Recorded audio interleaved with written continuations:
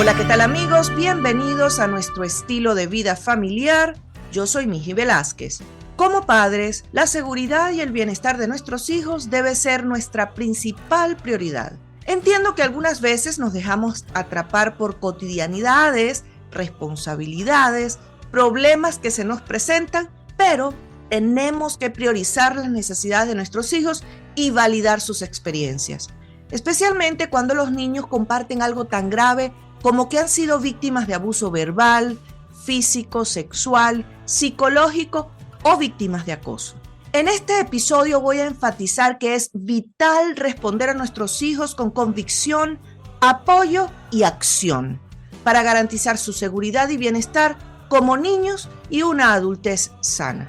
Vamos a conversar con la doctora Mari Carmen Viloria, PhD en Psicología Clínica e Industrial, especializada en psicología positiva, terapia cognitiva y sistemática y además autora de un libro en psicología. Muchas gracias, doctora, por haber aceptado nuestra invitación. Bienvenida a nuestro estilo de vida familiar.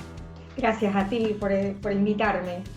El poder de escuchar con empatía a otra persona, bien sea un adulto o un niño, con el único propósito de entenderla es definitivamente una habilidad. Es tan difícil aprender a escuchar como importante. Sin embargo, muchos adultos le restan importancia a lo que los niños tienen que decir. Ellos tienen mucho que decirnos, pero resulta que escuchar algunas veces es mejor que hablar, y ambos son elementos fundamentales de la comunicación. ¿Por qué es vital escuchar a los niños? Escuchándote, mencionas que es una habilidad. La única forma que nosotros podemos relacionarnos es a través de la comunicación, verbal y no verbal. Siempre nos estamos comunicando. Dentro del proceso comunicacional, que no es más que una habilidad para transmitir información entre dos o más personas, pues vemos que hay diferentes niveles, diferentes factores que intervienen y lo podemos aprender, lo podemos desarrollar. La verbal obviamente lo podemos hacer de manera escrita, que ahora se ha desarrollado muchísimo, porque si no es un emoticón, si no es una parte gráfica, la señalética, por ejemplo, saber cuál es un sitio seguro, por dónde andar, etcétera, nos ayuda muchísimo. Y la parte no verbal, que viene a representar todo nuestro cuerpo, qué información podemos dar, transmitir con ellos. Podemos incluso decir si una persona está triste, está alegre o algo por cómo está, cómo ve su cuerpo, qué hace, cómo reacciona. Esa información nos permite a nosotros irnos relacionando, ir descubriendo como señales en el otro. Claro que es vital escuchar al otro y escuchar activamente, porque tengo que ir viendo todos estos elementos. Obviamente en el proceso comunicativo está un emisor, está un receptor, hay un mensaje que se desea enviar, hay un código o una forma de enviarlo, hay un canal a través de donde yo lo envío, hay un contexto en donde nos comunicamos, la parte de la respuesta o feedback. Todos esos elementos y esos niveles en el área de comunicación son, pero de vital importancia, los tenemos que conocer, tenemos que ver cómo nos afecta a nosotros, positivo o negativamente, y cómo el otro, para poder entonces de manera activa escuchar a todos los integrantes de la familia y en este caso en especial a nuestros niños.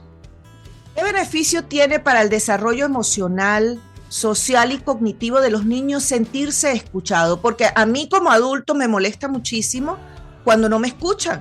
Fíjate, uno de los roles principales que nosotros tenemos como padres y como entes sociales es que nosotros somos un modelo para los niños. ¿Cuál es nuestra responsabilidad? Amarlos, reafirmarles su personalidad. ¿Cómo podemos hacerlo? Pues a través de escucharlos, que se sientan amados, que se sientan protegidos, proveerles un entorno seguro. Ya cuando un niño te repite algo o cuando una persona repite algo, ya es una alarma que te dice a ti, ya va, ¿por qué me estás repitiendo esto? No se siente escuchada la persona, por eso lo repite. Y qué bueno que lo repita, porque nos está dando la oportunidad de mejorar, ¿no? Y de corregirlo. Para el desarrollo emocional es bien importante que el niño se le refuerce su autoestima, se le confirme como persona. ¿Qué más sano para una persona que tú le puedas decir, sí, te estoy escuchando, veo que te sucede esto, tuviste esta experiencia, cómo te sentiste? Obviamente eso permite que el niño vaya identificando sus emociones, cómo reacciona ante ellas y luego cómo se puede relacionar con el otro. En la medida en que nosotros somos empáticos con ellos, le vamos enseñando, modelando conductas, y ellos pueden ser empáticos con otros. Y no es más que, esos son los componentes de la inteligencia emocional, que le permiten entonces relacionarse, construir relaciones sanas con las otras personas. Permite el desarrollo del lenguaje. Cuando yo le escucho, yo puedo ver cómo está hablando, cómo construye oraciones. Yo le voy alimentando palabras, que debe ser desde temprana edad con un lenguaje sencillo, claro, muy preciso, para que vaya ganando vocabulario. Pero de esa manera, él entiende qué es cada cosa, y al darle un nombre, le va dando como un sentido a lo que va haciendo. Entonces, enriquece su vocabulario. Esto, a su vez, obviamente, la parte cognitiva se va a ver afectada positivamente, se impacta, y puede ir construyendo más oraciones, nos puede expresar mejor lo que está pensando, lo que está sintiendo, lo que quiere hacer, esta parte de cómo él puede empezar a tomar pequeñas decisiones, porque distingue una cosa de otra, entonces dice, yo quiero esto, y ahí empieza como a decidir, no, hoy no me siento a gusto con esto. Creo que estrecha lazos familiares, por el hecho de podernos comunicar mejor.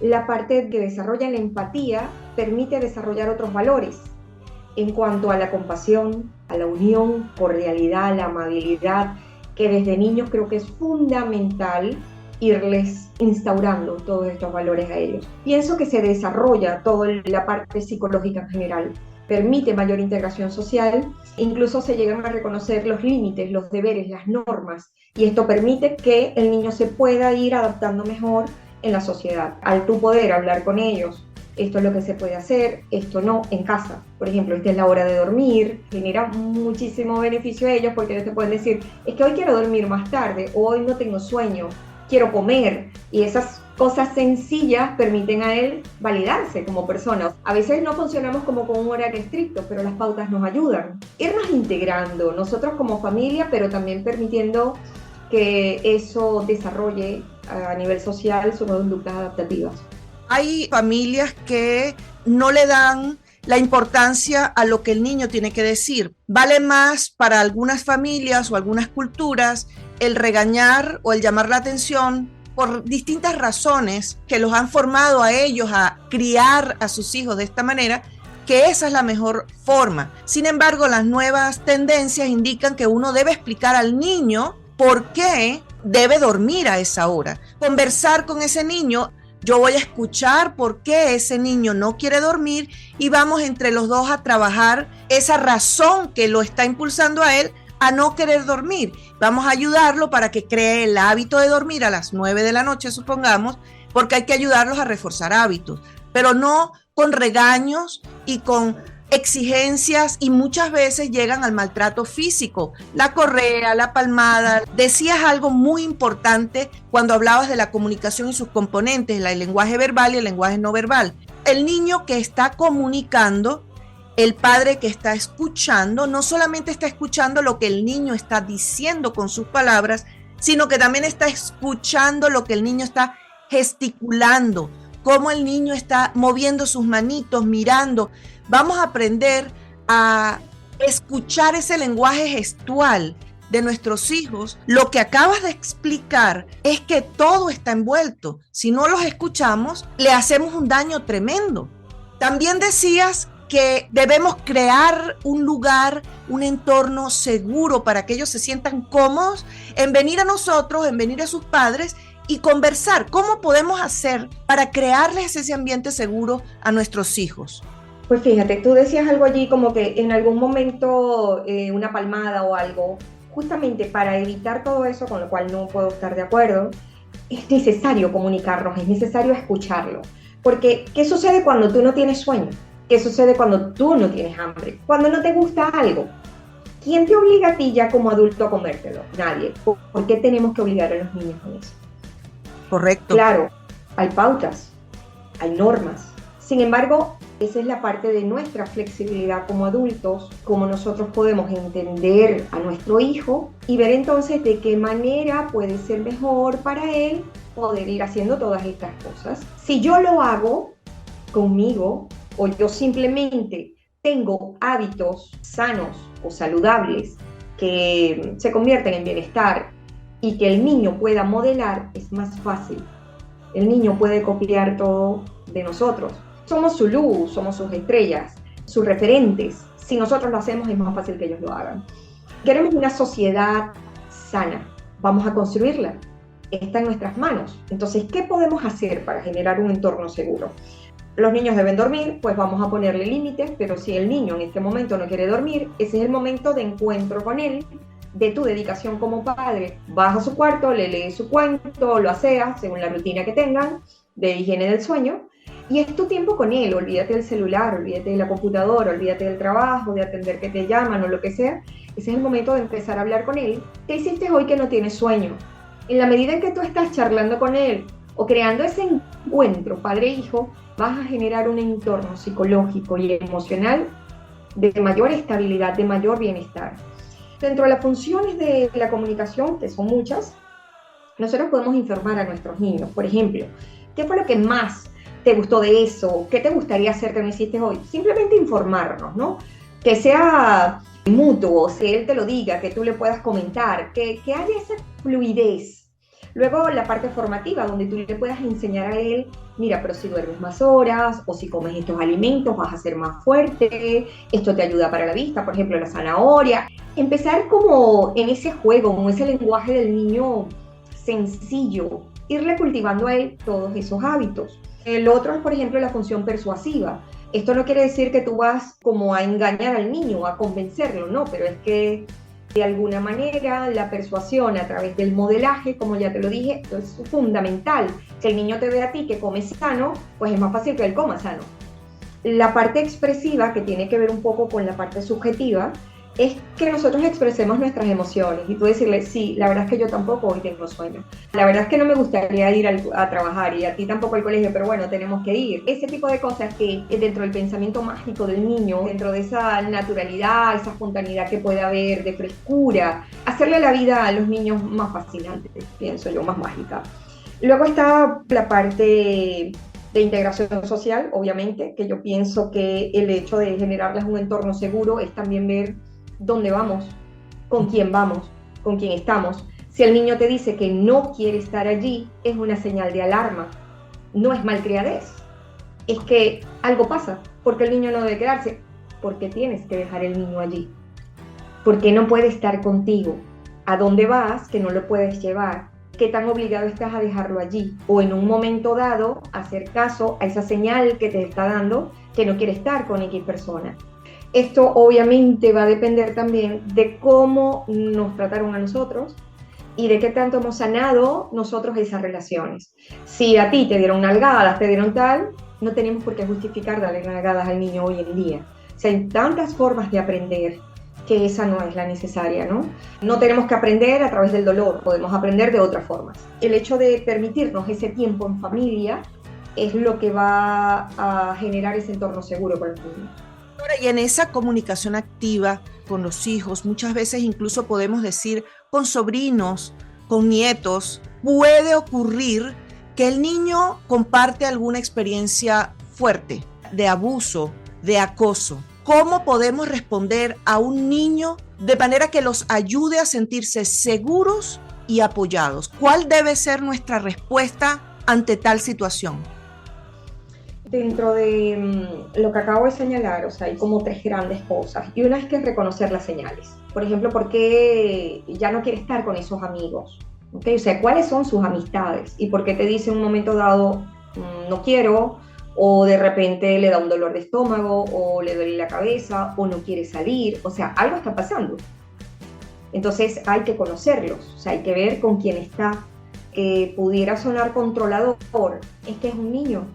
Tenemos que hacerlo, tenemos que estar pendientes de con quién está, dónde está. Entre las grandes cosas que lamentablemente permiten que se dé el abuso, que se dé todo esto, está en que hay unos patrones bien precisos, por ejemplo, del tema de adicciones, problemas de alcoholismo, de drogadicción o lo que sea, y nosotros tenemos que estar pendientes que nuestros hijos no estén dentro de ese ambiente porque sencillamente es nocivo para ellos. Ir viendo sus cambios físicos y de comportamiento, por ejemplo, que se retrae físicamente, que empieza a hacer cosas que normalmente no hacía, el hecho de que a veces se siente amenazado con algo que antes no se sentía amenazado. Por ejemplo, que tú vayas a ayudar a quitarle la franela y ya no quiera, porque simplemente lo estás ayudando. Que ya no quiera contacto físico, cuando han tenido reciprocidad en cuanto a abrazos o a sentirnos cercanos y ya no quieren hacerlo. Rehusar a bañarse por mucho tiempo o que su rutina de higiene cambia. ¿Okay? Entonces eso hay que chequearlo. Alteraciones del sueño, pesadillas, terrores nocturnos, todo eso son señales. Luego hay unas señales físicas, por ejemplo, moretones, y que te diga que se cayó, pero no te explica cómo se cayó, qué pasó, quiénes estaban, que incluso sus amigos de repente digan, sí, se cayó de tal manera, y se vea que la historia es real. Hinchazón cerca de los genitales, obviamente, sangre en sábanas, ropa interior de repente manchada, fracturas de huesos. Entonces hay que ver si el niño está siendo maltratado en el colegio, si algún niño lo empujó fuertemente y se cayó. Hay indicaciones verbales también, por ejemplo, palabras o frases que no decía, palabras que ya son como demasiado adultas para su edad. Tendríamos que chequear si fue que la escuchó y qué significa para ellos, porque de repente es otra cosa, ¿no? Y es algo sencillo, o que lo escucharon en alguien y no entienden qué es la palabra. Entonces tenemos nosotros sí que estar pendientes para ver qué realmente nos quiere decir. Silencios prolongados, o que disminuye su comunicación, que ya no quiere estar en familia. O sea, uno es reconocer señales y el otro hablar con el niño. Escoger una hora y lugar, crear un ambiente psicológico seguro, que para nosotros es un ambiente donde no vaya a haber mucho ruido de personas que se acerquen y no lo dejen hablar, dejar el móvil a un lado, dejar el trabajo a un lado, para centrarnos en el niño. Atender al tono de voz. El tono de voz va a cambiar definitivamente, se torna dependiendo del caso, porque puede ser que él esté muy molesto o muy triste por lo que le esté pasando, y son dos emociones que se demuestran en un tono de voz totalmente diferente. Mientras uno puede ser irritable, el otro es muy decaído. Tenemos que distinguir que algo ha cambiado. Hablar directamente con el niño y preguntárselo. Si alguien le ha tocado, ¿okay? Y eso es fundamental. Tenemos que preguntárselo directamente. Luego, entender que el abuso sexual puede hacer sentir bien al niño. O sea, lo normal es que si a ti te tocan, te guste. La diferencia es que esto va a generar en él un sentimiento de insatisfacción, de incomodidad. O sea, me gustó, pero parece que es inadecuado, es inapropiado. ¿Qué me está sucediendo? Porque el niño no entiende las respuestas de su cuerpo. El adulto sí. En un caso que tuve así, por cierto, que este niño era muy maltratado en su hogar y además dormía con los padres. Los padres mantenían relaciones sexuales y el niño estaba allí. Despertaba en las noches y escuchaba. Mira, así esté durmiendo, ya el acto sexual en sí es muy fuerte para los niños, ¿sabes? Es violencia para los niños. Luego, dejarle hablar. Ahí se requiere mucho autocontrol, porque nos va a generar muchos sentimientos a nosotros, muchas emociones, pero tenemos que escucharle, porque ese es el momento en el que estamos con él, y si nos está planteando que ha sido abusado, que ha sido maltratado, que es objeto de bullying en el colegio, tenemos que pues autorregular nuestras emociones, evitar juzgar y culparlo, porque somos víctimas. Realmente no es culpa nuestra que otra persona nos esté agrediendo, que otra persona nos haya maltratado. Y no tenemos que pasar por esa experiencia para aprender. No fue que yo pasé por la experiencia porque yo tenía que aprender algo. No, por favor, eso no es así. Somos víctimas y no pudimos en ese momento hacer otra cosa. Es importante, luego de evitar juzgarlo y culpabilizarlo, y chequear eso, cómo se siente él, si se siente culpable de eso, tranquilice al niño, asegúrele un entorno de apoyo y seguridad y protección en la medida que lo vas escuchando, y que estás allí por su bienestar, porque eres su padre y en ti debe apoyarse. Luego, tener mucha paciencia para evitar asustar al niño con nuestra intervención, o de repente, sabes, con nuestra también fragilidad como padres de querer proteger a nuestros hijos y de que no les suceda nada. ¿Qué sucede? Que luego de esto viene lo que realmente tiene que hacer un adulto, que es reportarlo. Esto debe reportarse y hay diferentes protocolos, dependiendo incluso del país y de los estados donde estés viviendo. Hay que decirle al niño que vas a reportarlo y tranquilizarlo, apoyándolo y diciéndole, es que esto tenemos que reportarlo para buscar ayuda, ¿ok? Necesitamos ayuda para esto. yo para ayudarte a ti y tú también para salir de este evento, que no tiene por qué marcarle su vida de una manera tan definitiva para que él mantenga conductas disruptivas en su vida. Evitar de la ansiedad, porque nos va a hacer sentir ansiosos el exponernos o el darnos cuenta que hemos sido víctimas de un acoso o abuso sexual, de bullying, etc. Y darle seguridad en el hogar. ¿Qué sucede si los padres son los causantes? Cuando son los maestros que se dan cuenta, o uno como terapeuta o como orientadores escolares, etcétera, nos damos cuenta que el niño está siendo abusado, pues tenemos que reportarlo y se va a buscar un ambiente seguro para el niño, porque tenemos que darle seguridad al niño. Si es en tu casa, que en tu familiar y tu pareja, inmediatamente ese adulto debe salir del hogar y llevar al niño también en un entorno seguro a la hora de hacer el reporte. Lo otro es que nos van a pedir información detallada y debes tenerla. O sea, debes mantener un pensamiento claro, crítico, pero sobre todo poder ir ordenando la historia de cómo sucedió todo, de lo que el niño te contó, de qué pasó. Hay que cuidar tanto del niño como de uno mismo, porque obviamente esto nos altera como padres. Es natural que ante una situación de esta, pues nos veamos afectados. Hay estos 3 grandes pasos, que es reconocer las señales, hablar con el niño y reportarlo a las autoridades. Entonces es muy probable que otro miembro de la familia, del colegio o de las amistades también haya sido abusado. Y es importante que las personas cercanas a la familia lo sepan y estar preparados, porque es muy probable que eso haya sucedido. Luego es importante también saber que puede darse el síndrome de acomodación, esto es propuesto por las ideas de Summing, que dice que el niño va como respondiendo a un proceso de victimización, en donde lo más importante es sobrevivir. El niño no sabe cómo hacerlo. El niño va a recurrir a ayuda de cualquier manera, no verbal o verbal, te lo va a estar diciendo. Por eso es que hay que estar pendiente y esa escucha activa es tan importante. Entonces, su forma de adaptarse a eso que le está sucediendo tan aversivo es intentar sobrevivir. Se inicia como un secreto porque el niño en esa fase de violencia o de maltrato es amenazado, está siendo vulnerado. Lo más probable es que le digan: si lo dices le hago algo a tu familia o te van a castigar. Luego se genera como una especie de impotencia, que allí es donde nosotros vemos que se genera la desesperanza o la indefensión aprendida. Pero allí es donde se empiezan a generar alguna especie de trastornos, ¿no?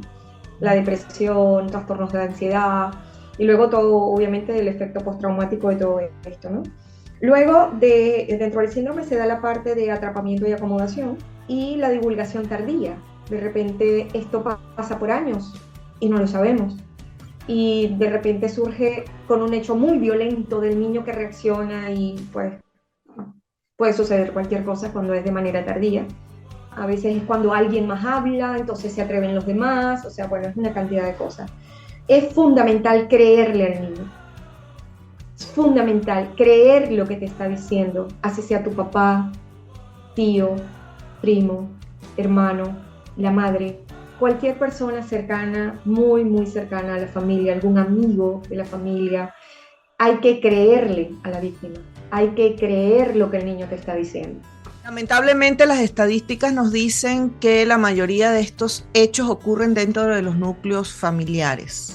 Por eso es que tenemos que estar muy, muy pendientes y creerle a lo que está diciendo. Además que no va a venir acompañado del cuento solamente, sino de toda esta cantidad de características y de banderas rojas. Hay muchas formas de nosotros darnos cuenta como padres de que el niño está pasando por alguna situación anormal. Escuchar activamente a los niños en un entorno de apoyo y confianza les brinda definitivamente una sensación de seguridad para expresarse, toman confianza a sus padres, no tienen miedo. Sabemos que muchas veces los niños pasan por situaciones y por temor a la reacción de los padres no dicen nada y los padres se enteran mucho tiempo después, como lo acaba de decir, en la adultez, y traen eso consigo hasta que comienza realmente ese trauma a dar ramas. Y ahí es cuando el adulto reconoce: esto me está pasando porque me pasó esto. El estrés postraumático o los traumas posteriores a un hecho violento, y da depresión, la ansiedad y otra cantidad de síndromes y trastornos de la conducta que salen en la adultez a causa de situaciones como esta del abuso. Doctora Viloria, dos cosas que yo le quiero preguntar. Uno, ¿hay algo que nos ha quedado por fuera que sea muy importante mencionar en este punto? Pues yo diría que hay algunas ideas o creencias que nosotros tenemos con respecto a la violencia, ¿no? Acumulamos tensión dentro de cualquier relación, hay una explosión, luego viene el arrepentimiento o luna de miel y nuevamente la crisis, ¿no? Y así se va dando. Pero ¿qué sucede? Que nosotros creemos que la violencia es inevitable, que el agresor a veces posee esa buena imagen. Es el tío perfecto, es la madre perfecta, o es el tío que siempre apoya, ejemplar para la sociedad, todo. Y por detrás vemos que es un agresor sexual, o es un abusador, o es un maltratador. Entonces, esas mismas creencias nuestras, yo creo que es vital que debemos chequearlas. O sea, no tenemos por qué ser víctimas de un maltrato, tenemos que pararlo, tenemos que hacer algo para eso, tenemos que estar pendientes de nuestros hijos, hay que creerle a la víctima y hacer algo por ello, evidentemente. La segunda pregunta, ¿usted atiende consultas en línea? Y si es así, doctora, ¿puede por favor compartir con nosotros los medios de contacto para todas las personas que no están en España, sino que viven en Latinoamérica, Centroamérica, Suramérica, incluso en Estados Unidos? Sí, yo atiendo consultas vía virtuales. El teléfono es 34 607 267982. Mi red social, no muy activa, pero muy precisa, @Vilmont es crecer. Vilmont son mis dos apellidos y es crecer porque crecer era mi empresa. Pero igual, bueno, Maricé Viloria es también mi contacto por Instagram.